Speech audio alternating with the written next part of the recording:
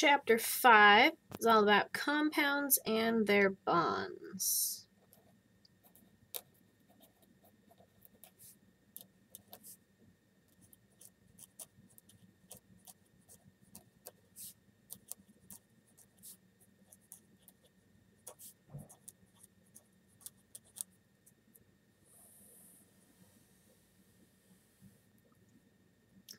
The first thing we're going to talk about is the Octet Rule.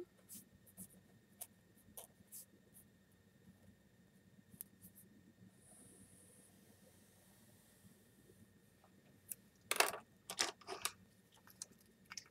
we'll start out with our definition, our Octet Rule. So octet meaning groups of 8. For chemistry, for our compounds, when our atoms want to either gain or lose electrons, they want to try and lose or gain enough so that they have 8 valence electrons. And we talked about valence electrons at the end of chapter 3 in section 3.8, and those were the outermost electrons, and they are very important to us because those are the electrons that do chemistry. Okay, so we're not only very interested in those valence electrons, but we want those valence electrons to come to a total of 8.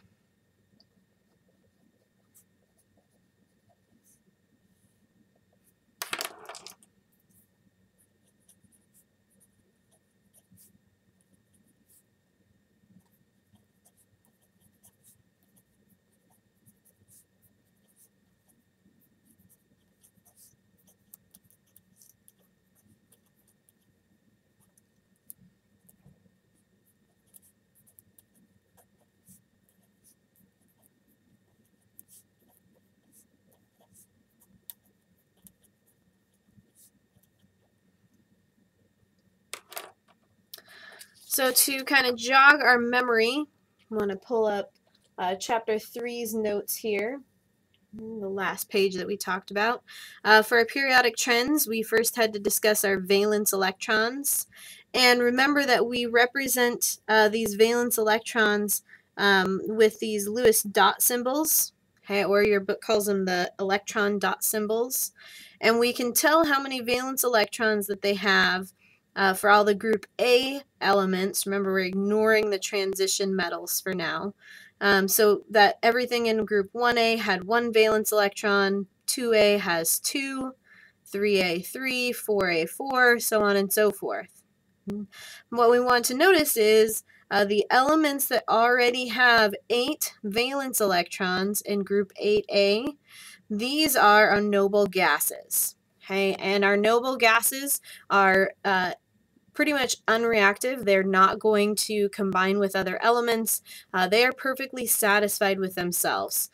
So that's where kind of that 8 valence electrons number comes from, is that every element wants to be like the noble gases.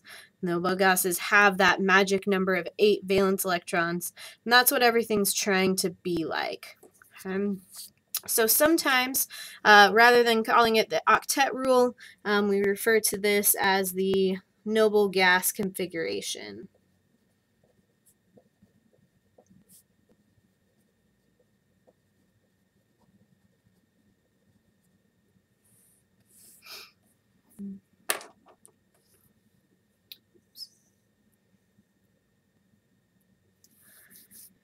Now in chapter 3, when we first started talking about our atoms and our elements, we looked at the number of protons, the number of neutrons, and the number of electrons. And we always took the number of protons to be the same as the number of electrons. Okay, and that still works, that still applies, but only when we're looking at elements, okay, in their elemental states.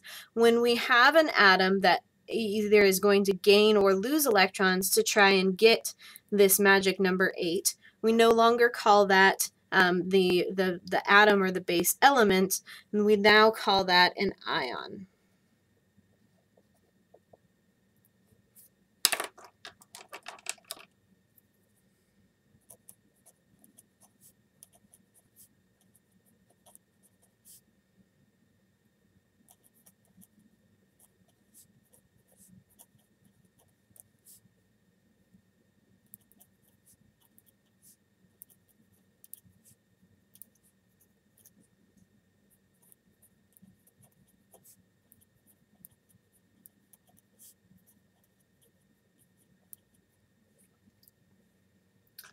So once our atom either gains or loses electrons, again trying to get to that magic number 8, the number of protons and number of electrons are no longer the same.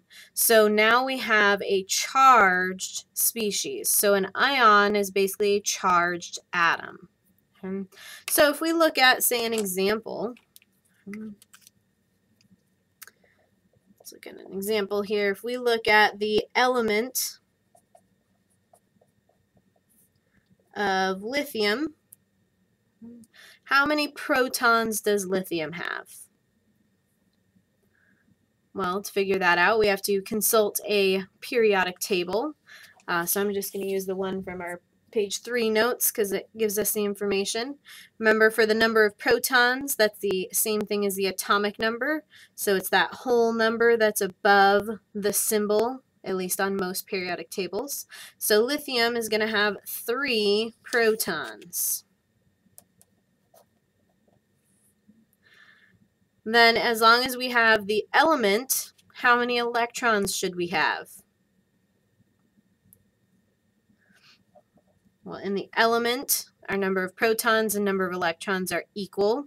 So we should have 3 of each of those, which means that our element is charge neutral.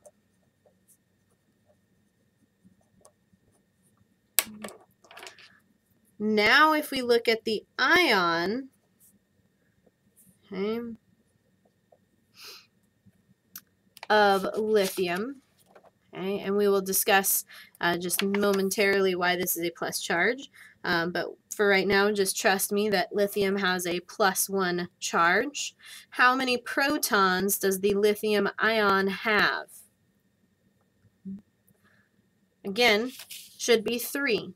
Remember that the number of protons is our atomic number, and if we change the number of protons, we change the element.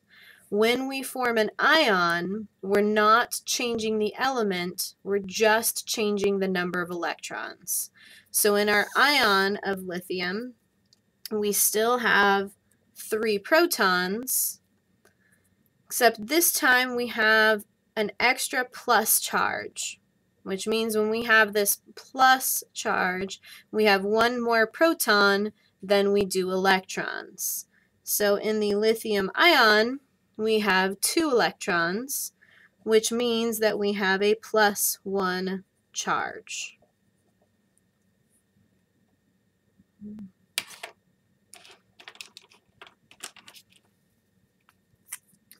So to determine our charge,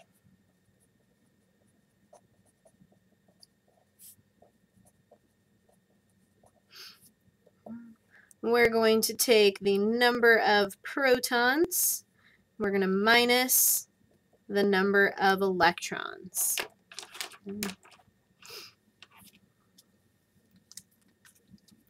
That is something that you're definitely going to want to know. Okay, how to determine the charge on an ion. All right, so I said lithium forms a +1 ion. Okay. So if we look at lithium, and if we look at, say, the Lewis dot symbol,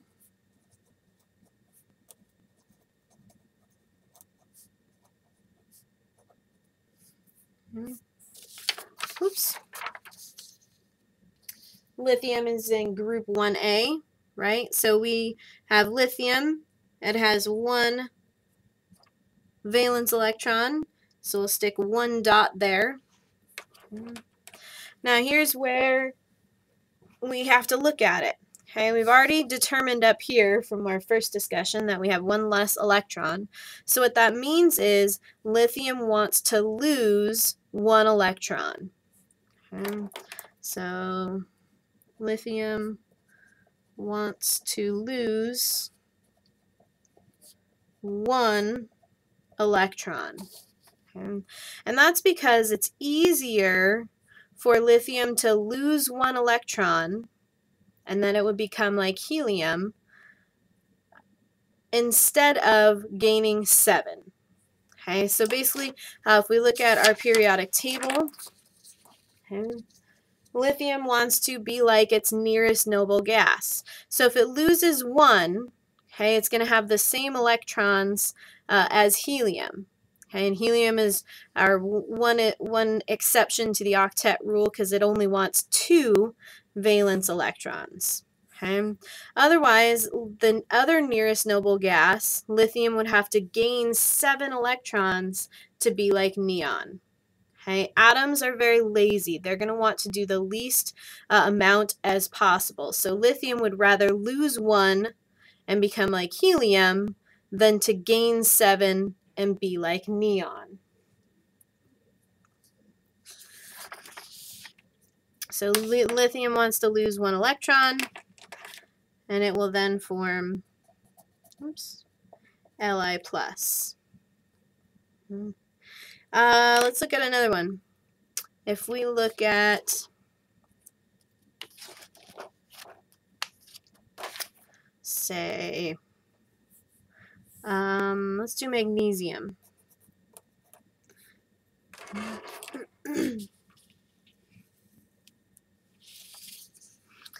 Magnesium is in group 2A, so it's going to have 2 valence electrons. So we put our 2 dots there. Now magnesium can either lose 2 to become like neon, or it can gain 6 to become like argon. Okay, so which one is it going to do? Well, magnesium wants to lose 2 electrons because that's easier than gaining 6. So magnesium wants to lose 2 electrons. If it loses 2 electrons, okay, it's losing 2 negative charges. So we'll have a positive charge of 2+.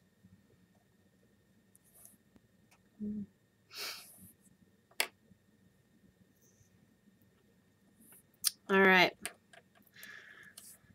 Now we can also gain electrons. So let's look at fluorine.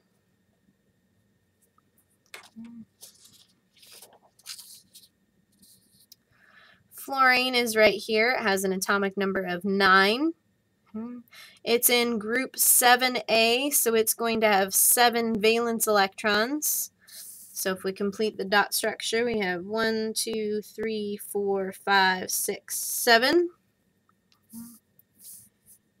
Fluorine's 2 options are either to gain 1 to be like neon, or to lose 7 to be like helium. Again, atoms want to do the lazy thing. They're going to do the least amount of work possible. So fluorine's going to add 1 electron to be like neon.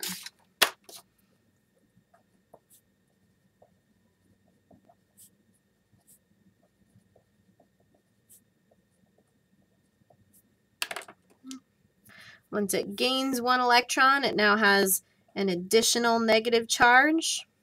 So we just have that as F-.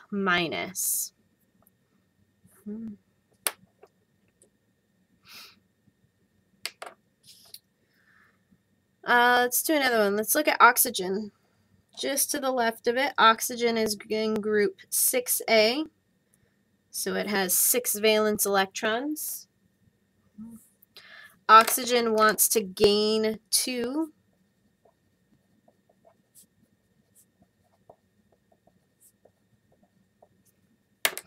So when it forms its ion, it's going to be oxygen 2-.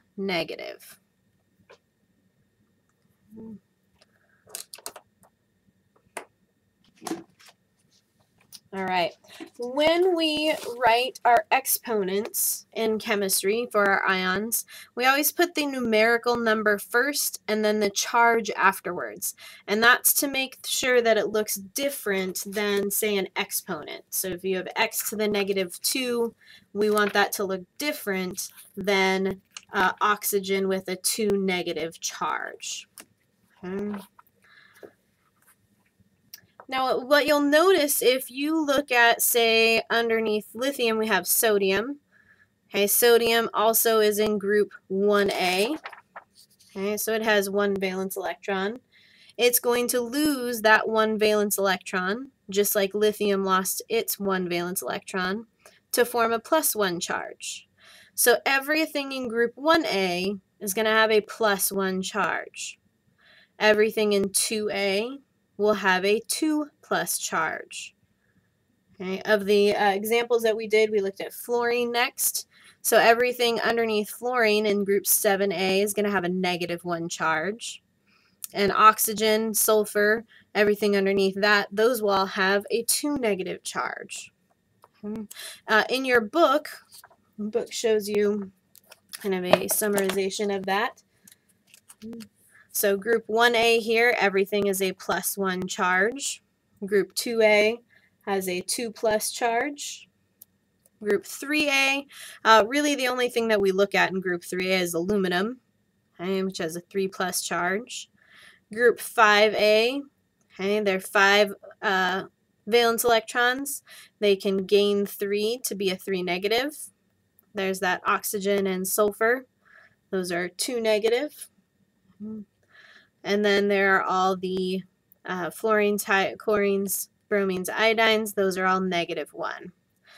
Okay, and these other ones that have multiple charges, we're going to talk about those just in a second. So hang on to that. All right, you will want to memorize these charges. So all of the group A elements, you're going to want to memorize their charges and what they take. All right, so let's learn some more vocabulary. We have positive and negative ions, so we have different names for those. Our positive ion is called a cation. And that's positive charge. And our negative ions are called anions. Most people like to remember the cation is positive because it has a T in it. So that's a little thing. There are some other pneumatic devices that feel free to look those up if you'd like to. Our cations, these are all elements that want to lose electrons. That's how they form positive charges. These are basically going to be all of your metals. Okay, so these are things to the left-hand side of that jagged line. Okay, so remember that jagged line splits our periodic table in half. Okay, not visually, but splits our metals from our nonmetals. So all of our metals are going to be our cations. They're going to form positive ions. Okay. To name them, we use the element name plus the word ion. So for example, we had Li+. This is called the lithium ion. If we do, we did magnesium up there, so magnesium 2+, that's the magnesium ion. Okay, naming, fairly easy with our cations. For our anions, these are elements that want to gain electrons. These are going to be our nonmetals. Okay, or the right-hand side. Remember, right-hand side of that jagged line. Now to name these,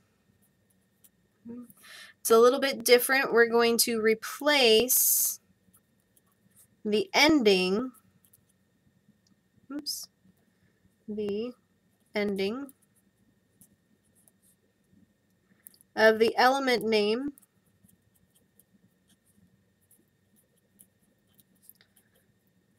with IDE.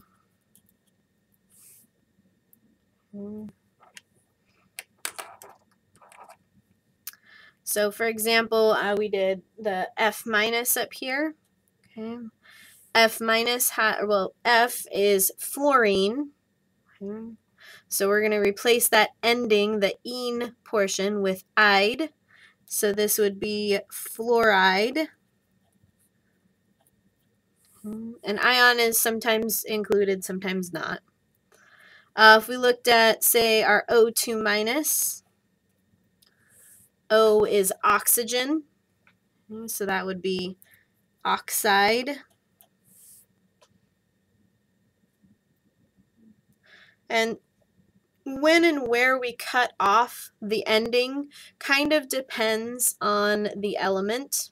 So I'll list a couple more.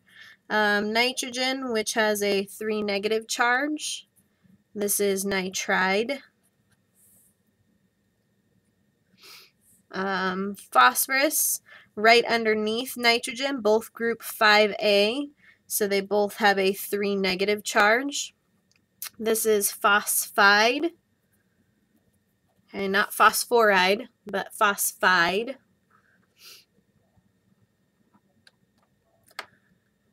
And those are probably your only tricky ones. Fluoride, underneath that you have chloride, bromide, iodide.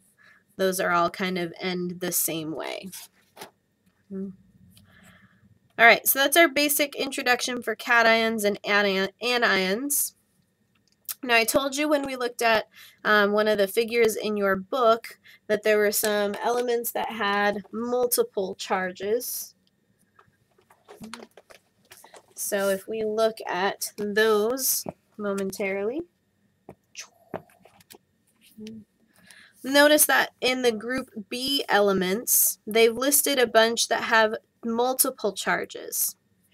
This is something that happens in the group B elements, and because of how and where the electrons are found, these elements can lose different numbers of electrons.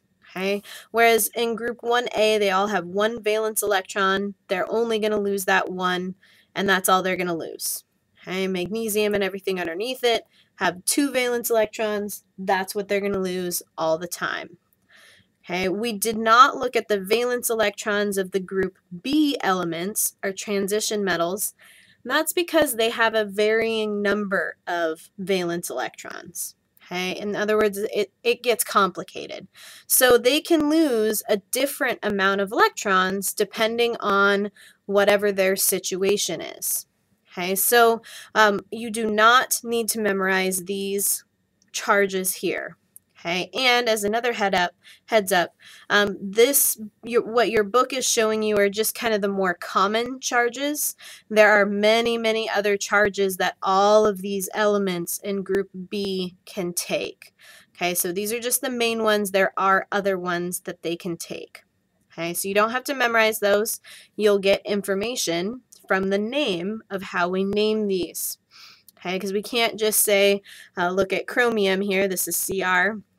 We can't just call this a chromium ion, because how do we distinguish between a chromium 2+ and a chromium 3+? Okay, so we have a specific naming that we do for these transition metal elements. Okay, now there are exceptions to that. Zinc, this is cadmium, and silver always take these charges, so we don't have to name those specially, but I will not require you guys to know that. Okay. One addition to that is we add tin, Sn, and lead, Pb. We consider those transition metals because they can take multiple charges as well. So let's now talk about how we name those to incorporate what the charge is. So this is kind of our special case, our group B transition metals. Now, you may or may not have noticed they are all positive ions. They're all cations because they are still metals. So we're including the transition metals, plus we have tin and lead, which is Pb.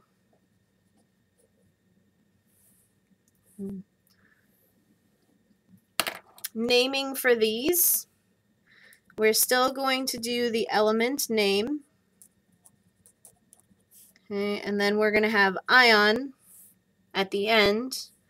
But in between those, we're going to include a Roman numeral.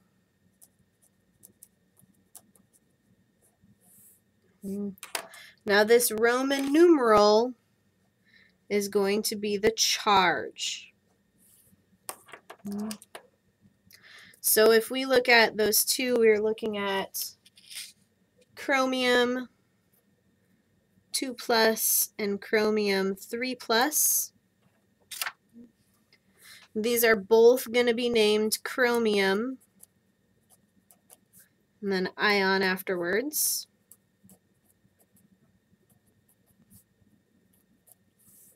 But we have to distinguish between these two because for all we know, these can have two different, completely different chemical and physical properties. Okay, and most of the time, the ions, the metal ions, have very distinct properties. Okay, so we want distinct names for them. So for chromium 2+, we have a positive charge of 2.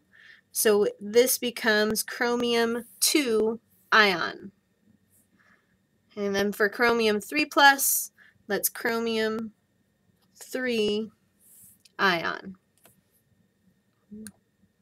So you definitely want to practice naming your ions, practice memorizing what charges each of those elements are going to take.